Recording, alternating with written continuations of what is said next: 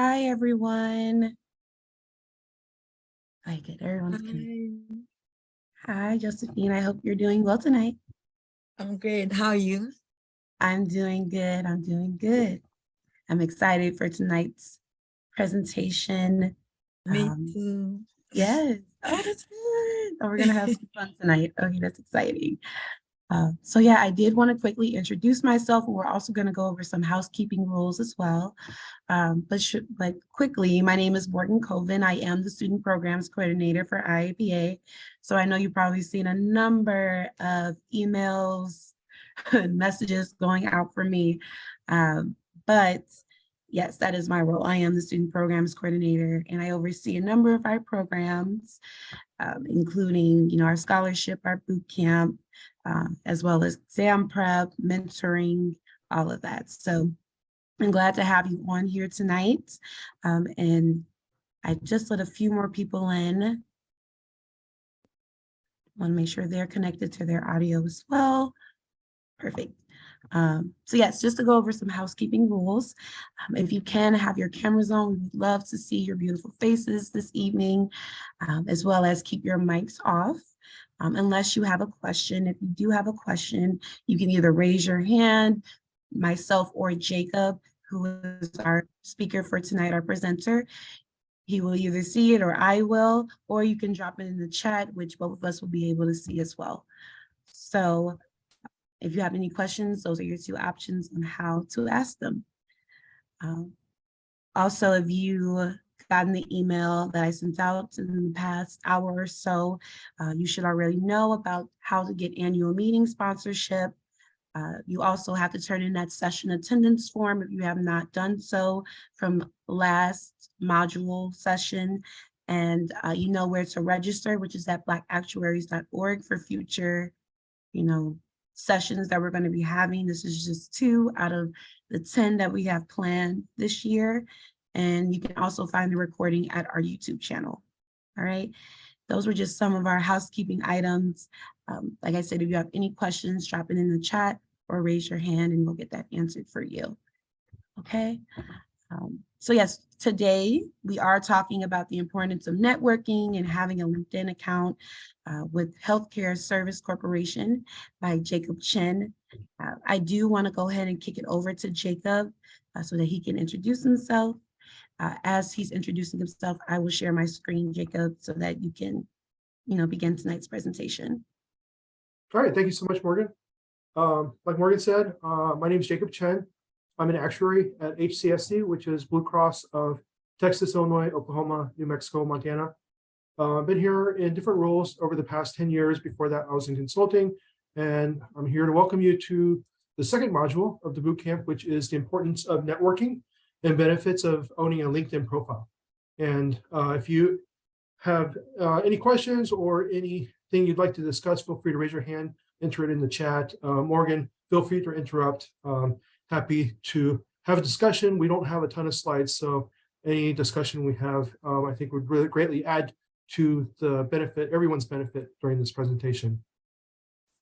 Perfect. Okay, with that, I think we can kick it off and get into our agenda.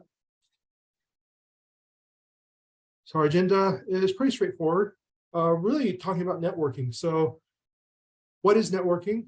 Who do you network with? How do you network? And specifically calling out a tool that I found really useful, which is an informational interview. And then lastly, networking tools, especially calling out LinkedIn and talking a little bit about, setting up your LinkedIn profile and what different employers, actuaries, recruiters see when they looked at your LinkedIn profile. Okay, let's go to the next slide. So first item is, what is networking? So I think this is a general term. I think the answer is also very broad. It's basically making connections and building relationships. And I think this is something really critical and something that's really near and dear to my heart because I feel like it's such a crucial skill for everyone, whether you're at the beginning of your career, in the middle, at the end. It's really important. So I broke it up into different phases of your career. I think, most people are in that entry level phase where they're looking for their first actuarial opportunity. I think networking is a way to see, what are different roles and companies like as you talk to people, actuaries in the types of roles that you want to be in, to, really understand what they do, how they fit into the organizations, what they like about it, what skills are really important to them. And I thought it's also really important for finding job opportunities. We'll focus most on that in our discussion today, but I also wanted to highlight that this is a skill that's important continuing through your career, even after you're working in an actuarial role. So, within your own organization, when you're in an actuarial role, no matter where you are. And so like HCSC is a really big company. We have a rotation program. And when you rotate, there's probably 20 something different teams you can rotate to. Understanding who those teams are, what they do, who they work with. These are all really key things to understand as you grow and progress in your career. And so you have what I'm calling upstream and downstream relationships, people that you work with that, depend on the work that you do, whether it's underwriting, whether it's sales, whether it's care management areas, and upstream dependencies, people you depend on to get your data from. It might be IT, it might be different data analytics or data science teams. There's all sorts of interrelationships within a complicated organization. And the more you work there and develop those relationships, the better feel you have for those things. And you have an understanding of how departments, different divisions, what they do, how they're all related. This can affect how well you're able to do in your work also. There will be a lot of times where something that's important to you, to your goals, depends on something else. And having that relationship can be really important to making sure that you and your organization are successful. And then lastly, I also want to point out that external relationships, when you have relationship with professionals in other organizations. So this could be business relationships with vendors, people you meet in conferences, former colleagues that have moved on into different roles in different organizations. These could be your future career opportunities. Imagine, years down the line when you're looking to be, maybe like a chief actuary. In your organization, there's only one chief actuary, but there's many positions out there. Networking is the type of thing that's going to find the right fit for different people with different roles, especially when those roles tend to be a little bit more specific later on in your career. Let me see. And then lastly, I want to point out, networking can be anything from a quick connection. Like there are people that you meet, you only have a short conversation with. I think a good example is someone you meet at a conference. You just have a conversation with them, but you take away, kind of what they do, what their responsibility is, where they work, where they live, something like that, where later on down the line, that becomes, it could become kind of pertinent. Maybe you're looking at a job opportunity in that organization. Maybe you rotate into a role that's very similar to their role where you can compare some notes, things like that. So overall, this is kind of what I'm looking at when I'm saying, what is networking? And, I think some of y'all, are y'all thinking about, do you feel comfortable with the idea of networking? Is that something that you guys are doing already? Do you feel like it's something that, you need a push to be able to do? It's not kind of in your nature. What's your kind of feedback on that, y'all?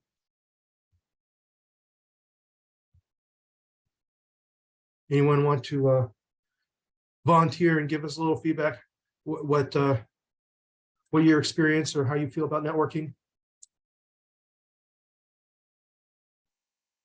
Yeah, you can raise your hand. You can get off mute right now and you can tell us a little bit I can go ahead about your network. Go ahead, Greg. I am brand new to trying to pursue this field. So I spent the previous 10 years in higher education, supporting students. So networking was something totally different for me. So I would say there's a little anxiety about switching over and networking in a space that provides connections within the actuarial field and things like that. So I'm actually excited to figure out how to do it on this side. Sure, there's going to be some fundamental concepts that I used in the other side to be able to benefit from on this side, but just specific things about actuarial networking is something I'm excited and a little nervous about acquiring. Great, thanks, Ray.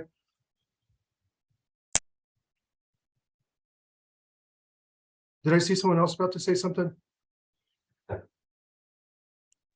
Yeah. Nicole, did somebody come off mute first? Two people at the same time.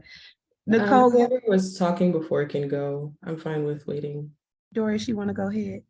Okay, it was for me, I just noticed that the networking is important. So I didn't know before. So after I did the first internship, I noticed that if I want to pursue in actuary, I need to be connected to people in the field. So I also discussed with one friend because I'm trying to pass the first exam and I was not able to be concentrated to study for the exam. So I put a post in the LinkedIn because I have a mentor, Iaba, and he asked me to ask if someone is also struggling with like me. So I post, and after that, the same day, I have 3 people that decided to work with me. And when I was working with one of my friends, he told me that he has 500 connection. I asked him how did he do. He told me that each time that they have presentation at work at school, he will ask if he could connect with the presenter at the after the class. So I started I started also to do that because before I didn't know that I have to do that, but I try it and I think that that's work because sometimes I have some note of encouragement and sometimes I will have I will see that someone will ask me where I am with my exam and so on. I think that is important, really important. Thanks. Yeah, thank you. It is very important. Thank you for that, Doris. Nicole, did you want to go next? Yeah, thanks. Perfect. Yeah, so I was going to say that I think one of my biggest issues with networking all mounted up to, I guess, shyness and then factoring imposter syndrome, just thinking that, you're probably not good enough for the role. And, like Doris, I hadn't passed one of my exams yet. And I think me not having that, I automatically assumed that people would think that I wasn't working towards the role in the actuarial industry or that I wasn't serious enough about it. So I think for me, at least that's just what was the biggest thing, getting people to, or at least feeling that people actually took me seriously with where I was trying to get to in my career. Yeah, I think these are all really good points. Does anyone else like to share anything?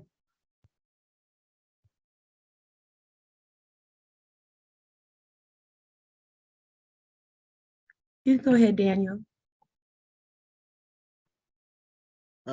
Okay, yeah, thank you. I wanted to ask a question to Jacob regarding what Nicole just said. Actually, I have something similar. I kind of don't have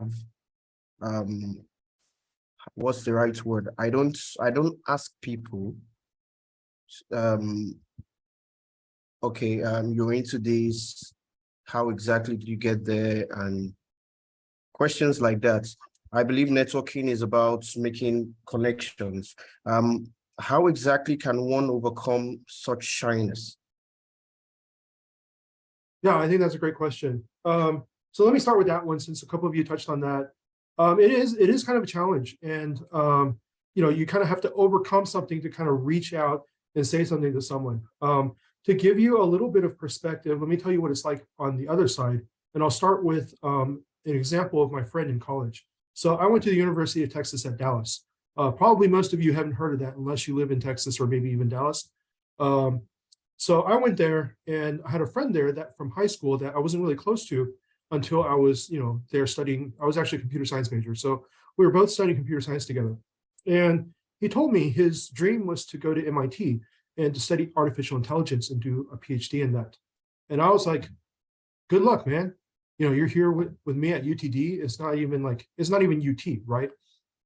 And, but, you know, one thing he was really good at was after every class, he would always go and talk to the professor, ask questions. You know, he had a genuine interest in all these different subjects. And especially we actually took an AI class together. But you know what? When he came time to apply to MIT, all of the professors were able to write a really strong letter of recommendation for him because they really knew him. They really knew his interests and what kind of person, what kind of student, what kind of worker he was. And he went and got a PhD from MIT and worked in robotics and computer vision. And so I think on the flip side of this, let me tell you, you know, as a professor, I haven't been a professor, but I know this is the experience of professors. There's not many students they really know or remember or stand out. You know, if you go to talk to a professor after class, you're one of maybe a couple, right? There's very few people that are like so interested in the material that they want to keep talking about it after class. It was annoying to me because I was waiting for him after class. It's like, I have to wait for him to talk to the professor before we can leave and go on and do our thing. But he was always talking to them. And that was a kind of networking. You know, same thing with, you know, any kind of, even like a presentation like this, you know, how many people reach out afterward?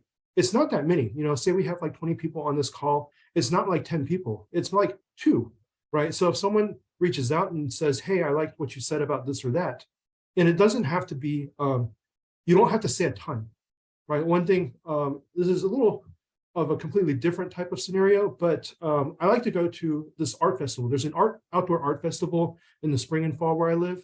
And it's really nice. I like to just go and walk around. And even though I'm not buying anything, I like to go up to different artists and just tell them what I like about their work. And it's really short. It might be just like, hey, I really love how you use this kind of a texture on this piece. And it just makes it really interesting. I hadn't seen anything like that before, you know, and that's all it is. So even something as short as that, you know, put it in a professional setting or an educational setting, you know, something like that stands out to someone like a professor to say that, hey, you know, someone was listening and this point that I made impressed them, right? And so this is a, you know, at the kind of on the bottom of the slide where we're talking about quick connections, you know, that's a quick connection. You say like, hey, I really appreciate your presentation. You know, I'd love to kind of connect with you on LinkedIn later. Would that be okay? And so when you send that connection later, they'll remember like, oh yeah, this is the person I talked to. This was, you know, Daniel, or it was Nicole or whoever. They'll accept that. And then you kind of have them in your network, you know, available to reach out to again in the future. And then to a couple of other points, you know, I think Doris, you mentioned an internship. You know, I think an internship is a really great first step into full-time employment with that employer. It's a recruiting tool. But even in an internship, it's important to network because, you know, I'll tell you on the other side, at the end, when it's time to make offers, there's a group of people. It's not just your manager or your mentor that makes the decision solely. It's them, their manager, other mentors that also had interns, the coordinator of the student program. You know, all these different people are weighing in on the decision of, you know, who should we make offers to? And so in that room, if your mentor is the only person that knows you, if they're the only person that interacted with you, that has a good sense of you, your work, your person, they're the only person that's going to be able to say anything. Whereas, you know, during your internship, if you go out and connect with other people and talk to them, like, hey, you know, thank you for doing this Excel presentation. I thought it was really helpful. I like these tips, da, da, da, da. And then you reach out like, hey, I'm working on this project. You know, I was able to use this, that. You know, little connections like that, even just in a short period, you know, sometimes internships, just a couple months, that type of interaction, you know, people are able to speak. You know, I was able to talk to so-and-so when they were an intern and they were very well-spoken. They presented themselves well.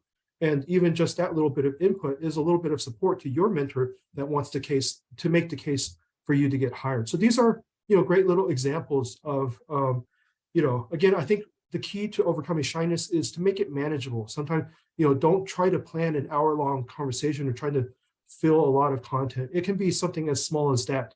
And, you know, you kind of just see where the conversation goes from there. I think on the next slide, we'll talk a little bit about, you know, it's hard to put bullets to everything just because the nature of networking is so different depending on the relationship, depending on your own personality and things like that. I wanted to go back one more to Greg's comment about being a career changer. This is kind of why I'm so passionate about networking, is because I myself was also a career changer. And, I think sometimes you're in a position where it almost seems like recruiters come to you. Maybe you're at a top university, like, say like UT instead of UTD, or, you have a very established career fair. There's all these different actuarial employers there, and you just show up, you can talk to all these different people and they're ready to receive your resume.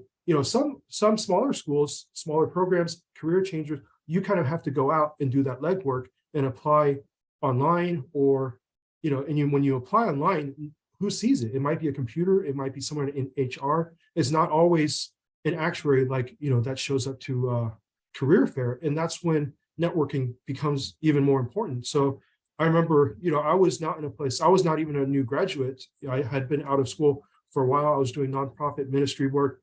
And for me, changing into an actuarial career was absolutely something very different. There weren't recruiters beating down my door. It was something where I had to go out and kind of overcome that. I think most actuaries can sympathize with this. We have an inherent kind of a shyness where we're not the most extroverted. There are exceptions, but typically, that's the case. But other actuaries understand that because they're the same way. And, they're very friendly, very happy to help. So I will add that my experience has always been very positive. Anytime I reached out to any actuary, everyone was willing to help. Very likely they were in a very similar situation at some point in their past.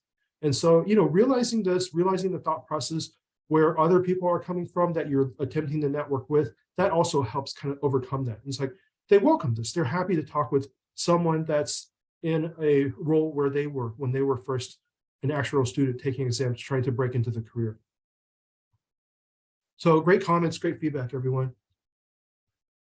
Okay, maybe we can go to the next slide. Okay, so next one is who to network with. And so I wanted to start and just point out, people don't always realize that you have a network already. And so if you have the worksheet that Morgan sent out before the meeting, if you want to kind of fill that out as we're talking or fill it out afterward, I have blanks in there for, just kind of thinking about people that you interacted with. And really, it can be anyone. Generally, people want to help other people. So starting with your family, your friends, classmates, teachers, social groups, I know people that have found their jobs because, they were friends with someone in their running group that was an actuary, or their cycling group, or their, board game group, things like that, neighbors. And I'm getting referrals from people, it's like, oh, my neighbor's daughter is studying actuarial science. Do you think you could take a look at their resume for an internship?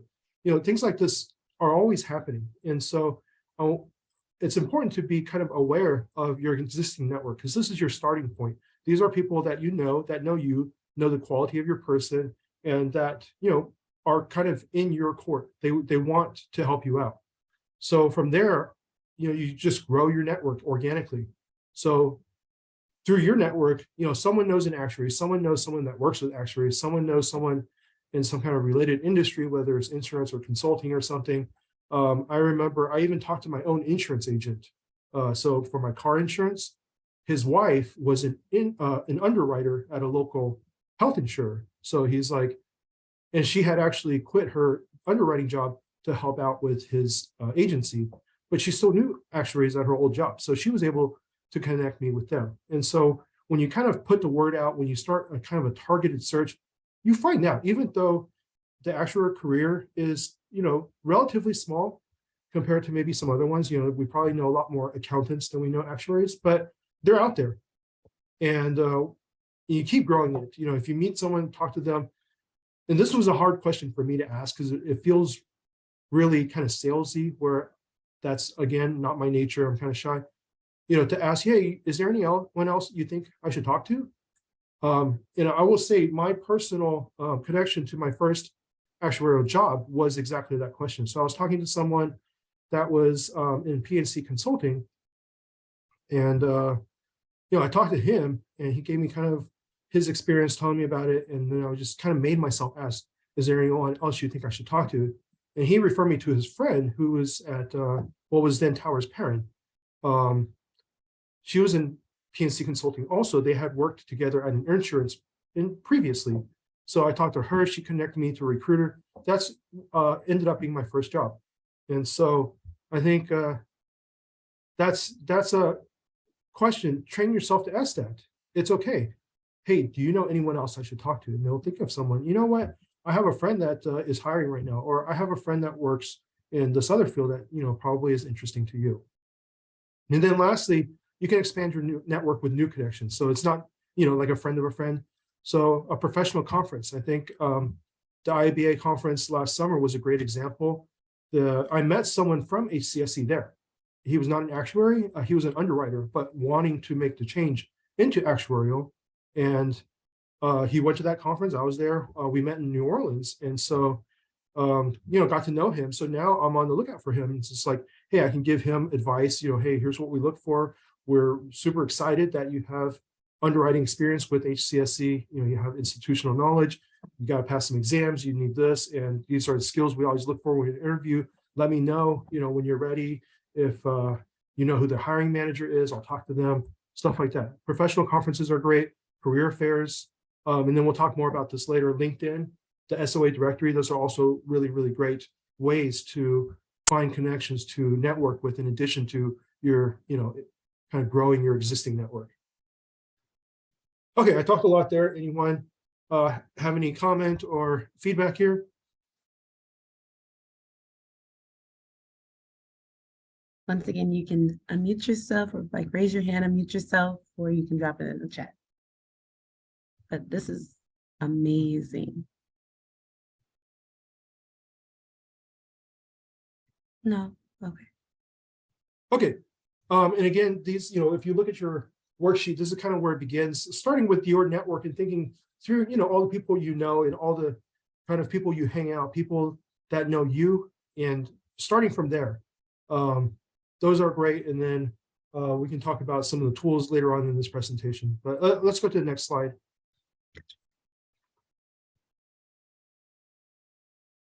Okay, so this is how to network.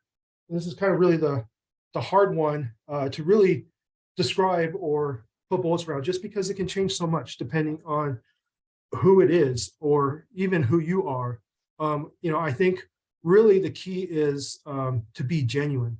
So here, I said it can depend on the nature of the relationship or the introduction. It can be a quick conversation. It can be a scheduled meeting. I think it's good to schedule something, especially if you think it's, someone's busy or it's starting their workday, or it's more of a professional, you don't know them personally kind of deal.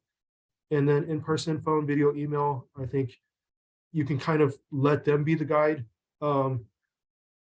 But really, the idea is just to create a connection, and the channel you do it isn't that important. It's just, my next bullet point is be genuine.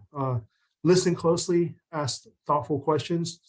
So in interviews, I think this is a good skill, is to ask really good questions. And I'll give you my perspective as an interviewer. Some questions are really obvious, kind of like canned questions, even though they're good questions, and I'm sure the person asking it is interested in the answer, but they get asked so much that they start to sound the same. And I'll give you an example. It's kind of like a pickup line. You know what I mean? If someone just uses a pickup line on you, like, this doesn't happen to me, but I'm sure some of you have, where it's just like, they don't know anything about you. They just use this line. They use the same line on everyone, that kind of thing. Whereas it's not meaningful. So I'll use an example that is meaningful. I have a shirt I like to wear a lot. It's got Keanu Reeves on it because I like him. So that one starts a lot of conversations. People will be like, oh, Keanu Reeves, I really loved him in, Matrix or Speed or whatever. Or, yeah, he's such a great guy. And that starts kind of what I consider a genuine conversation, because it's not a pickup line like, hey, I'm just going to use this line and see who it works on. But, there was a connection there. So in the same way, when you ask questions, whether it's in an interview or, kind of networking with someone, to ask a question like, oh, what's a day in your job like? I think that's a valid question. But the way it gets asked the same way every time, you kind of get tired of hearing it. Whereas if you just reword it a little bit based on something they said, so like, if you're talking to me and you heard me say that I started in consulting and now I'm in insurance, you could ask something like, hey, how was the change from consulting to insurance? What's it like being in insurance now? That question sounds a little bit different because I know you were listening and you're asking what, a little bit for more insight. So that's what I mean by, being genuine. So listening and kind of picking up on things that the person you're talking to says and really keying in on those types of things. If I said, really, whenever you talk to someone, if you practice listening, and this is a challenge, I will say this takes a little practice, because one thing I'll tell you is when I'm really nervous, I don't listen to someone else when they're responding to a question. I'm thinking about what to ask next. And so I'll say like, oh, hi, my name's Jacob. What's your name? And I didn't even listen to the name because I'm trying to think about what I should say after that. So it takes a little bit of practice before you kind of overcome your own nervousness or your own kind of tightness. But this is something that you get better at. And, you don't get better at it by just being afraid of it. You kind of have to fail a couple of times. You fall down, but then you pick yourself up and that's how you get better. So don't worry about, like I said, don't ask that kind of boring question. But if you ask it, that's not the worst thing in the world either. But the more you do it, it's kind of like using a muscle that you haven't really had to work on before, you'll get better at it too. So here's where I'd really like to pause and see what everyone's experience has been with networking, what worked for you, what didn't. And again, this is something that's going to be completely different person to person. So I really want to hear, from people's perspectives other than just me.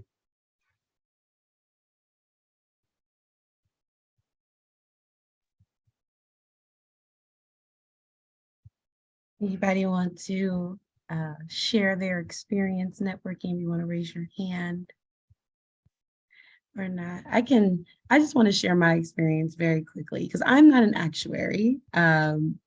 I am just the student programs coordinator. So I work with students, and my background is students. But I was the student that used to go after class to talk with my professor. My friends would make fun of me and talk about me and the whole nine. But it caused, or it later turned into me having these long-lasting connections.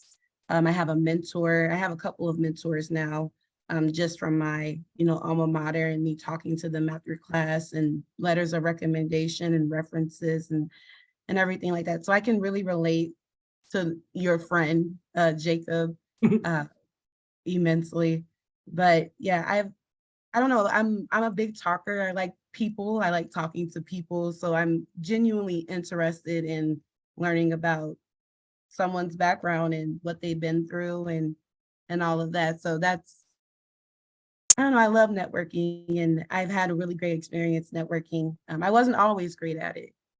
It's definitely something that I learned in like different jobs and different positions where they forced us to, be face to face with people and speak more. And I said, I'm tired of being the person in the back that's barely speaking to everyone. Let me go ahead and be that person, especially when my alma mater was a predominantly white institution.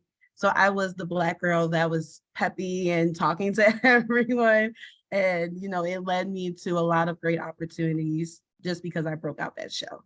So just wanted to share that. And I hope, that encouraged anybody else to share their networking story. All right, there you go, Doris. You go ahead and tell us your story. Even me, I could be related to John because when I was taking class, when I came, the first thing is that English is my second language. So when I came here in America, I started with the Southeast Community College. And when I was a transfer student to my university, so when I started to take classes at the university, I was alone. People was like, they were coming, they have something in common, they have a past. I was alone. So what I did was like, I was the kind of student that after the class, I will go right to talk to my instructor. So my connection was mostly with my professor because I was kind of shy. So even when we have like a presentation, I will just when when they finish to present, it will be I will stop. I will not think that I should maybe sometimes they will give us like their profile in LinkedIn. I will not do it. So it's after the graduation that I noticed that I mess up somewhere. I should have stay connected with all the presentator and on. And now what I'm trying to do now is when I participate somewhere, I will just ask for the connection. Around me, I'm the first one who decided to deal with actuary. So I don't have any connection around me. That's the problem. So I need now with like IBA and also some conference that we have at my university. That's how I started to go to be exposed. Also with my internship, that's how I learned that because I was surprised that other students have a lot of connections. So the first thing I did was to connect to that promotion. And even now, we try to catch up some Friday. So I'm trying to keep the connection, the relation. That's how I'm trying to do. Thank you. Yeah. That's good stuff, Doris. You keep it up and reach out to me. I would love to talk to you about some things. So we'll talk soon. Okay. Okay, thank you. All right, no problem. All right, James, you can go ahead. I see your hand is up. Oh, okay. Thank you so much. Talking about the experience, I had an experience on LinkedIn that I think wasn't fruitful. So I want to find out so that I can make it better next time. So I connected to this actuary on LinkedIn, and then I DM'd him. I was like, "Hi, sir. Thank you so much for connecting." And he responded likewise. And knowing how busy actuaries can be, I decided to go straight away. And I was like, I am an aspiring actuary, and I'm currently working in the PNC, but I've not had opportunity to do any real actuarial job. So say, what do you advise? How can you help me? And that was it. He never responded to my messages again. So I want to find out, what did I get it wrong? What did I do wrong?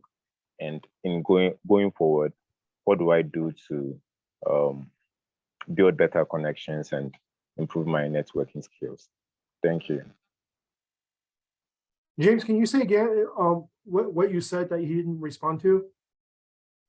Okay, so I when he responded like I was like, okay, I am an aspiring actuary.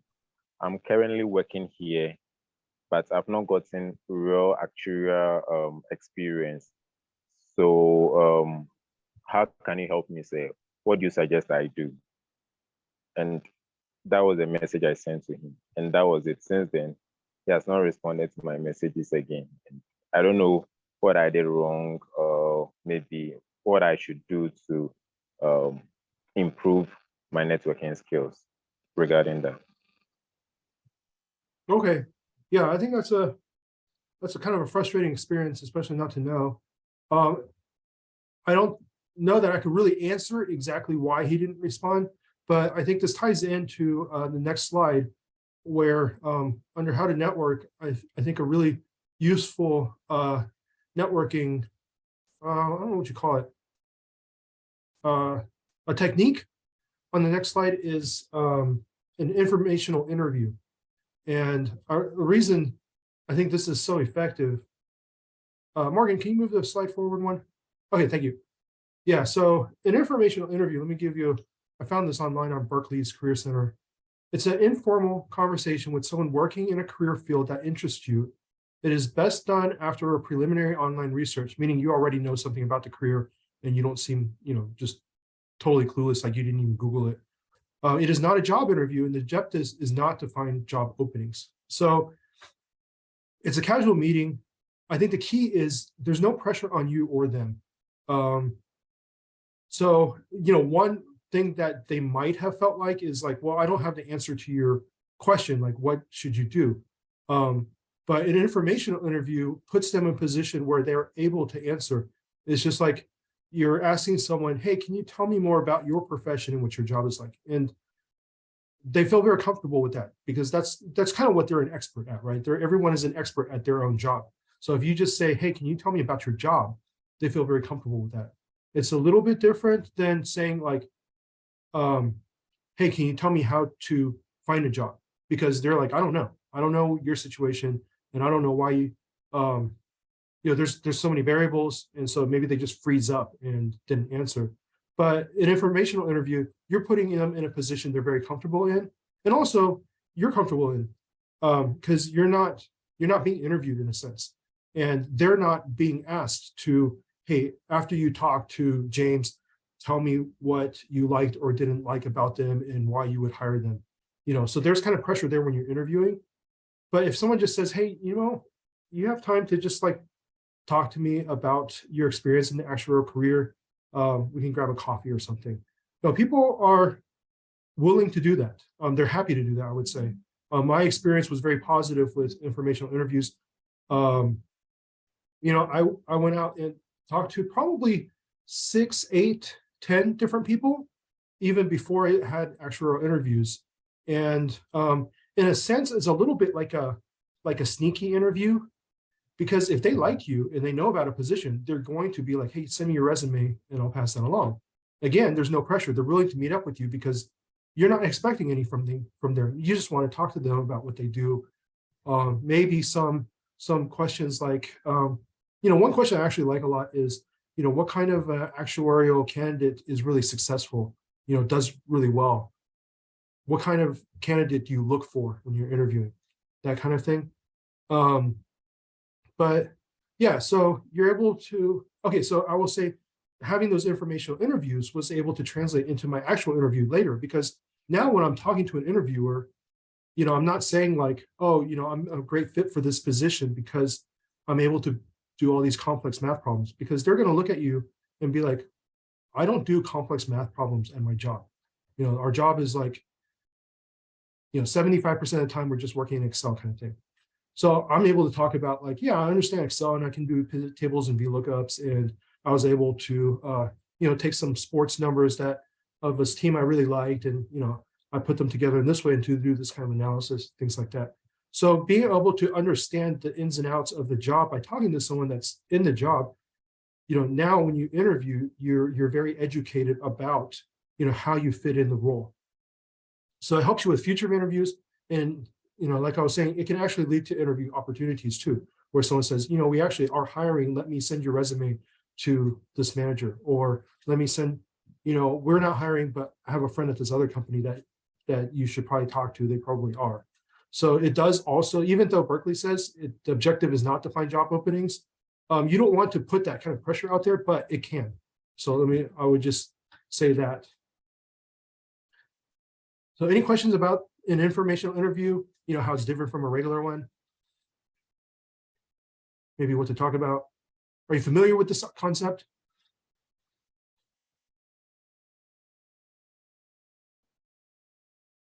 This is my first time hearing of it. Yeah, Shala, I see your hand. Hey everyone, I'm Shalay Wells. This is my first time hearing about the informational interview. Well, I was my concern were after you have the initiative conversation with someone, like if you at a conference or something, and you're able to network there, but how do you carry on afterwards? How do you keep that connection after that conference? Yeah, I think that's a great question. I think the easiest way to do it is almost immediately, because you're kind of together in the same place already. So it's just like, hey, I'm going to, this session with so-and-so.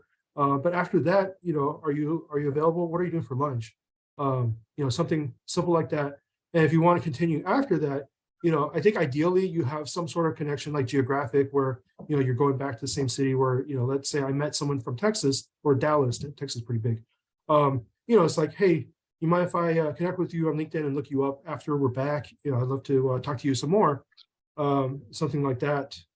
That's probably the easiest. I think email is also easy. People are usually open to communicating by email. Just be like, again, I think LinkedIn is a really easy way to keep everything organized. You can keep up with people, you know, even if we forget, like, oh, I just remember their name, but I forgot where they work, it's on there. And so it's a handy reference. You know, it's certainly not the only way you can do things, but it is convenient in a lot of ways. So if you say, hey, can I connect with you on LinkedIn and send you a message about, you know, getting together later, or send you an email. I actually just talked to someone today. He reached out to me in 2019, was interested in, you know, kind of what kind of work I was doing at HCSC, and then just reached out again about a week ago. And then I talked to him today. But yeah, he just sent me a message on LinkedIn. I said, hey, here's my phone number, send me a text, give me a call, whatever. Yeah, so in general, my experience is that, you know, most people are pretty friendly. I think actuaries are pretty helpful in general. So I've had pretty good luck with everyone. And, you know, obviously I would say anyone volunteering with these sessions, you know, they have kind of a passion for, you know, working with folks looking to network, looking to, you know, develop their job and career. Yes, very quickly, I wanted, before we get to Daniel, I have been at that conference. This is my first time going to that conference last year. And when I tell you I just see actuaries always like, they were together, they were going out to eat, going to the bar, they were just having such a great time. And I was working, you know, and everybody was just so happy and connecting with one another. And they did so through LinkedIn and all of that. So it's definitely a lot of opportunity to network and stay connected with them after the conference, because they're very eager, and you might end up making plans to see each other in the next year's conference. So, but yeah, I just wanted to say that, but I'll go ahead and pass it over to Daniel, who has his hand raised. All right, thank you, Morgan. I wanted to ask, is there any way or any form, this informational interview, as a form of networking can go with someone you meet online? I mean, you've made references to physically meeting the people and then networking afterwards. But is there any concept to which this informational interview can work with people you've not physically met? Yeah, I think it absolutely can. Maybe we can go to the next slide. So I think it works best when you have something in common with the person. So I'm going to mention these tools. The actuarial directory is really great. You know, every credentialed actuary is in there if they have ASA, FSA. Now, I have noticed that, like, for example, I think if you look me up in the directory, it doesn't say where I work. That data seems to fall off sometimes recently. So I would say LinkedIn might actually be a little bit better, but the actual directory has everyone's email in it. So if, you know, LinkedIn kind of has its own ecosystem for messaging people, but to get someone's email, the actual directory is still really good for that. So, you know, I would say, you know, some sort of commonality, whether it's geography or their company or, you know, their specialty, they went to the same school, high school, university as you, or they're into the same activities. That's kind of a lead-in where it doesn't, you know, it's not so much like, who is this person messaging me out of the blue? Me personally, when someone just says, I want to connect on LinkedIn, that's like the default message where I said, no, please add me to your LinkedIn network. I don't know, it might just be me, but I don't like that. And so it just looks at someone, it looks like someone just searched and just clicked connect on like 30 different people. To me, I will respond if they actually write something. So it's like, hey, I'm an actuarial candidate in Plano, Texas, looking to find out more about the health actuarial profession. I will respond to that. Again, that might just be me, but you know, any kind of connection like that helps, where you can say, you know, hey, we have this in common, right? So in my day, when I was looking for an actuarial job, there was not LinkedIn. I literally went to my school's alumni center. So it's in like this little building in the middle of nowhere in the school. And I went there and they had a book, an alumni directory. So I don't know if you guys remember phone books. It's this giant book, like this thick, and it's just got, everyone's name in there and their phone number. It was like that. It was an alumni directory. It was organized by name, where you could look up, everyone you went to school with and where they ended up working. But you can also look it up by industry. So I flipped over to insurance, and I looked up everyone whose title had something to do with actuarial. So I found 2 people that graduated from UT Dallas that were working as actuaries in the area, and I reached out to them. So on LinkedIn, it's a lot easier than having to go to your alumni center. You just search. You search for actuaries and look for people. You filter for people, in your city, in your state, went to your university. If you, like, we didn't have an actuarial science program when I was there, or even when I was, I guess when I was looking for a job, they did have one, but the professor wouldn't help me. He tried to recruit me for the master's program instead. But if you have, even without an actuarial program, there are people that end up being actuaries. So, you can find them on LinkedIn, reach out and just say, hey, I'm also, a graduate of wherever school, and say, I'm interested in learning more about the actual profession. I feel like most people would help you there. They'd be happy to respond and just be like, hey, yeah, I did graduate from there. How, just, about the exams, you're taking exams yet, or, something like that. So I think that's one way in. I think you can reach out. I think the more connection you have, the more chance of success you have. And it's also a little bit of a numbers game where, sometimes you just have to keep reaching out to people. If you live like in Wyoming and there are, let's just say there's no actuaries in Wyoming or something. It's a little bit more of a challenge, but that just means that you have to be more persistent. The connections are out there, but you would just have to do more work than, say someone in Chicago. Okay, maybe we can go to next slide. And it's okay, we have a few minutes left. We can kind of wrap this up. I feel like LinkedIn is a really useful tool. I didn't think, I wanted to spend like 30 minutes talking about LinkedIn, but your LinkedIn profile, LinkedIn is kind of a two-way street. You can look up other people, but they also need to be able to look you up. And so you can make connections that way too. And so it's your digital first impression. When people look for you on LinkedIn, or even if they just Google you and your LinkedIn comes up, that's like your business card, that's your resume, and you control that messaging. So all the work that companies do into SEO, you can do just by managing your LinkedIn profile. So the first thing everyone sees is your profile picture. So I put a couple examples up there. The one on the left is very professional. The one on the right, I actually use it for my Airbnb profile because that was like the most recent photo I had at the time. But it's not very professional, right? What's someone going to think of me if they're searching for actuarial candidates and they find me looking like that? It's just like, what do you want your first impression to be? So be professional.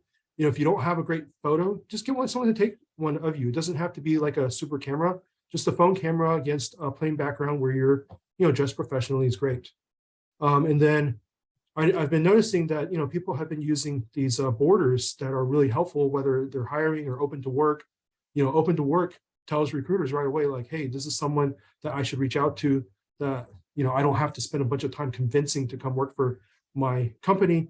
It just tells you right away they're available. And then the last thing I want to kind of point out on this LinkedIn slide is there's something called a headline. The default headline is just your position at whatever company. So like mine is senior directory and actuary at Blue Cross, Blue Shield of Illinois, Texas, whatever. For the actuarial profession, I feel like that's probably, in most cases, that's pretty good.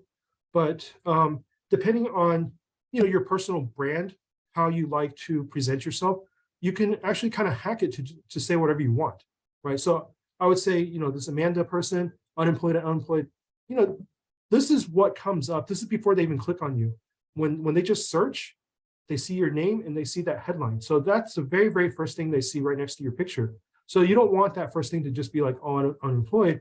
Use that to present something. So here's an example on the left, where they changed their headline. Instead of the default, just, whatever their title is, they put all these different things in that they want people to see as soon as they're searched for, right? So it's kind of your way to put your own messaging under your name. What's the first thing you want people to see? Again, if you just say, hey, I'm an actuarial student at University of Texas at Dallas, in our profession, that's actually pretty fine. We're not looking for the most bold, creative, in a sense, people. You know, to be understated tends to be kind of valued in the actuarial profession more than some others.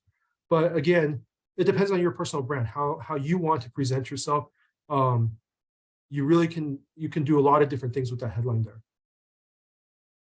Okay, I think I have just one more slide, finishing out the LinkedIn.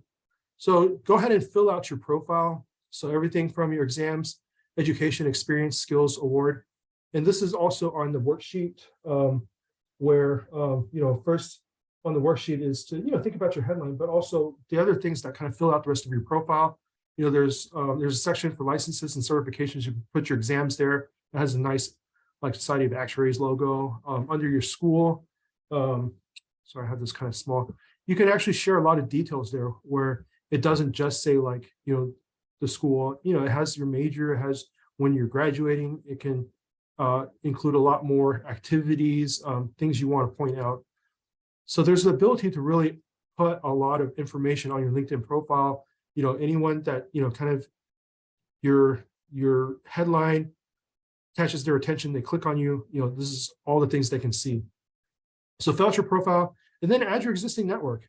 You know, if you don't have any connections, it kind of looks like you're a spam profile. So, you know, add the people you actually know, all those people you filled out on your worksheet. You know, you'll probably end up with like 50, 100, 200 people. So that, and you'll also find, you know, even if you didn't know someone was best friends with an actuary, you might find them that way too. Just be like, hey, how do you know so-and-so? So I've seen this before where, you know, someone will apply, I'll look them up on LinkedIn and I'll see we have connections in common. So I'm kind of interested to talk to this person just to know, like, hey, how do you know this person? And they'll be like, oh, we used to play flag football together or something.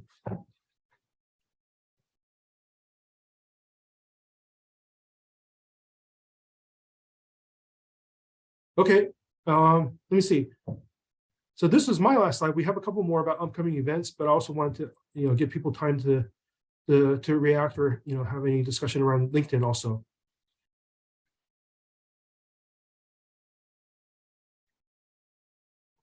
Yes. Did anybody have any questions regarding LinkedIn for Jacob? Yep, Daniel, you can go ahead. Sorry, Jacob, I wanted to ask, for career changes, how exactly would you advise them putting their headlines? Yeah, that's a great question.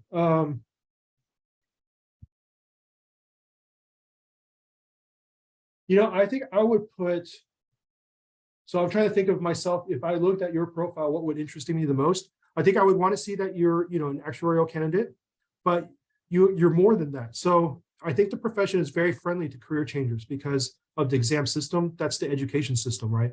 So it doesn't matter what you got your degree in. If you have the exams, you're just as qualified as someone else with the exams, but you have additional experience on top of that. And so I would highlight the experience that you have. So, you know, if you're in, especially if it's anything technical, but even, so like I was saying, you know, my prior experience was not even technical, but, you know, actually helped me be a lot more well-rounded from a communications and a relationship perspective where, you know, before I really didn't have that kind of skill, but I would highlight the skills that you got as a career changer. I would say in my experience, the profession is very friendly to career changers. You know, whether you say I'm a career changer looking to be an actuarial student, or I have an, you know, actuarial student with a, you know, strong technical background in engineering and project management, you know, I think those are all strong headlines. To me, I think actuaries are kind of good at looking for the things that they care about. So looking to make sure, hey, you have some exams, you understand that this profession is going to involve, you know, kind of a lengthy process of taking exams. You have technical skills, you have communication skills, you know, things like that. So I think the headline's not super important because, you know, to me, I would click on someone that looks qualified, even if they didn't have like a really, you know, like a catchy one. But I would say you can use that to highlight, you know, something that you have that, you know, someone else might not, something that sets you apart in a sense.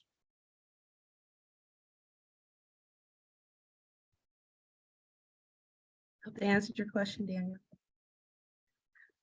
Yep, Nicole, I see you had your hand raised. Yes, I did step away from the computer for a second, but I did want to ask about the about section or summary for the LinkedIn profile. I feel like for me, that's kind of the hardest thing to fill out, knowing whether to put like only the professional stuff, because I am talking about myself, and I noticed you said to include just like who you are, you know, outside of your profession too. So how would I necessarily weave that into the summary part? I don't know if you covered it already, but it would be great to get some advice on that. Yeah, so I would say the overriding thing is to kind of look at see what your summary and profile look like when you click on it, as you know, when it's not yourself looking at it. Just, you know, make sure it's organized in a way that you would want, kind of like your resume.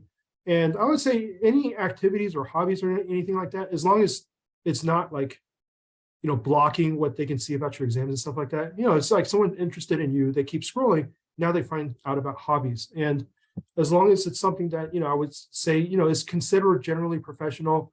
And let me rephrase that. As long as it's not considered generally unprofessional, I would say it's good to put in. You know, I'm trying to think of examples of stuff that's not professional, but, you know, I'm sure you have a pretty good idea. But yeah, anything, you know, activities, any special interest you have, you know, even if someone put something I'm totally not interested in, like Civil War history or something, you know, I'm not interested in that at all, but I think it makes them a little bit more of a well-rounded candidate. So it's like, oh, okay, they're interested. You know, what made you interested in that? You know, what does it mean that you're interested in that? Are you reenacting battles? Or are you reading like giant books? You know, it kind of makes me ask questions about them. So really, you know, I would say anything that's not unprofessional can go there, as long as it's not, you know, taking attention from something else more important. You know, as long as it's the important stuff is the thing they see first, I think, you know, really you can provide anything on top of that. All right, thank you. Yeah, thank you, Nicole. I automatically thought about skills and tech and like all that stuff, like stuff that you want people to know off the bat about you. That's kind of what my mentor told me when I was doing my LinkedIn and getting that all set up some years Yeah, ago. skills definitely. Yeah. Excel, Microsoft Office, VBA, SQL, anything like that for sure too. Perfect. Yeah, and people have links to like GitHub where they've put their code out there. That's usually pretty interesting. I'll click on that and kind of see what kind of projects they put out there. Yeah. Data visualizations, things like that. That's amazing. Shayla, I hope I said your name right. It's Shalay. Shalay, I'm sorry. I'm gonna get that right. Yeah. My question was, what would be your advice in being more active on LinkedIn, as far as posting on a regular basis or anything? You know, I'm not the best person to answer that. I don't read all that. I do notice when it seems like someone I know seems to like a lot of, you know, one company's posts or things like that, where I'm just like, what's this mean? But as far as posting, okay, so I want to say, if you're posting things yourself, that's quite interesting. If you're composing things, it makes me think of, you know, kind of like thought leadership, you know, kind of along the lines of, you know, sometimes, you know, people will put out white papers, things like that. LinkedIn, posting on LinkedIn seems to be a little bit of a smaller version of that. And to me, that's pretty interesting. And I can see kind of things that you're passionate about. I don't know if anyone is maybe more kind of following the LinkedIn notifications and the feeds and things like that, if they have anything to weigh in on. Yeah, that I definitely do share a lot of posts and stuff on my LinkedIn account. I love LinkedIn. I don't know why. It's like a professional social media to me, of course. But I definitely share stuff that I want other people to know that I care about, or issues that I care about. So I love student programs. I love working with students. I love working with Black students. So I usually like share posts and stuff like that that reflect who I am, but is still professional, if that makes sense. But Yeah, I'm big. Yeah. Perfect. Did you have another question, Shalay? Or that was it? no, that was it. Okay, great. Thank you for your question. You're welcome. Yes. Oh, okay. Are there any more questions? There are a couple things in the chat, but I was going to go over those. But are there any more questions for Jacob in LinkedIn? Okay. Well, also in the chat, Lauren did drop his LinkedIn as well. If you want to practice your networking with him, you can definitely use that link. And I'm pretty sure, Jacob, are they able to connect with you via LinkedIn as well? If I were going to I'll drop find it. that link so I can share it like Lauren. Hey, Lauren, good to see you again. Good to see you too, Jacob. I met Lauren at last year's meeting. Yes. Lauren is amazing. Very dedicated, worked with our boot camp students. So another great person to connect with. So make sure you all are connecting with these people in the chat. Connect with each other too. You know, if I'm going to be sending out an email after, but just, you know, if you want to, I'll leave this open, the chat open, but if you want to stay on and kind of drop, you know, each other's LinkedIn links in here, do that so that you all can kind of start that networking that we're talking about today. Okay. Yep, Doris. I have a question because I click on the link provided by Jacob and it says following. So I want to know when I follow someone, because I tried with Lauren, it was like I send the invitation, but for Jacob is follow. I want to know when I click follow, does that mean that I want to know if I'm following or if I just accept the invitation. So I want to know if if it is different. What is the difference? I want to know the difference. Because when I participated to the career fair, some of the presentator, some of them, I could click to link to them. For others, it was follow. I just click follow. I want to know what is the difference between. Thank you. I think following is you see their updates, like if they share articles and things like that, you'll get notifications. And then connecting is when you're actually adding them to your network. And I don't even think one is a subset of the other. I think you can follow someone without connecting. I think you can also connect with someone without following. So how should I? So my second question is like, when I see following, because when I see following, I don't see where I should connect. That might be a setting. Lauren, did you have something? Yeah, so I agree with what was said about following versus connecting. What I would add is that as a LinkedIn user, you can set up your profile so that it restricts who can ask to be part of your network. So it could be that someone that you're asking to connect with doesn't allow you, like you have to know their email address or you have to be a second level connection in order to be made. So I would say do the follow, and then, you know, if you've got some other opportunity to talk with that person, that because you want to connect with them, that you look for some other way to do it. But there are settings within LinkedIn which restrict your ability to actually send somebody a message.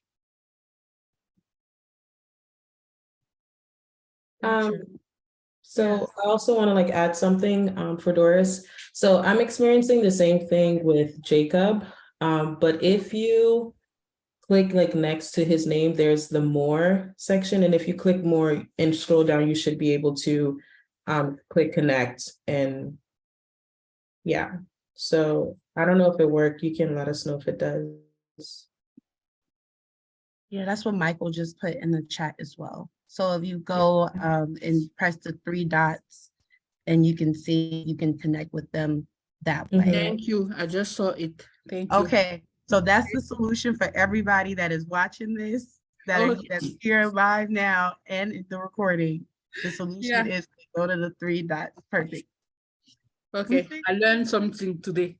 Yes. Thank you. Perfect. I'm glad that we got that all sorted. Yeah, I know we're over time, and I want to go ahead and thank you, Jacob, for today's session. Very much appreciative to you and your time and providing us with this knowledge. Yeah, so if you all would like to connect with Jacob or Lauren, please do so, and through the chat, because we're trying to get the networking going. Jacob, did you have anything else that you wanted to say? No, thank you all for all the discussion. I really enjoyed it. Yeah, thank you, y'all. And like I said, just connect with them.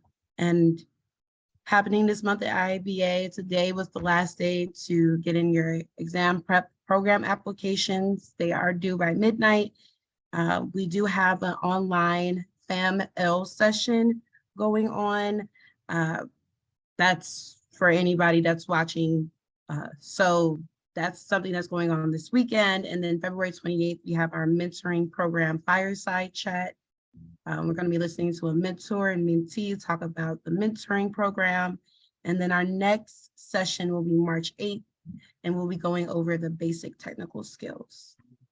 Okay. I see, Nicole, you have your hand up. Yes, so I just wanted to know when we should expect to hear back on our acceptances, or I guess rejections, with the exam prep program situation. Yeah, you'll be hearing from us in March. So within, oh gosh, March is around the corner. I said that like it's far from now. You'll be hearing from us within the next few weeks, like around March 10th, I believe. Thank you. Yeah, thank you. Well, thank you guys. I am going to go ahead and stop sharing my screen. And I did just want to leave you all with a couple of notes. So for animal of the day, it is panda for when you're filling out the attendance session form. Is it for the, because it was breaking up our last session, so I wanted to say it again at the end when everything was clear. But our animal of the day is panda. The session attendance form does close tonight at midnight. And please be on the lookout for a follow-up email that will be going out either tomorrow or Friday. Okay. All right, well, that's all I have for you all tonight. Thank you so much. Thank you, Chris. I appreciate you for being here. You were here last year, so I'm glad that you are able to come out again this year. And I hope that, you all take advantage of today's session and take advantage of today's speaker, and please connect with both Jacob and Lauren, and I'll be talking with you all soon. All right. Thanks, Morgan. Thank you all. Thank you. Go ahead and end the recording.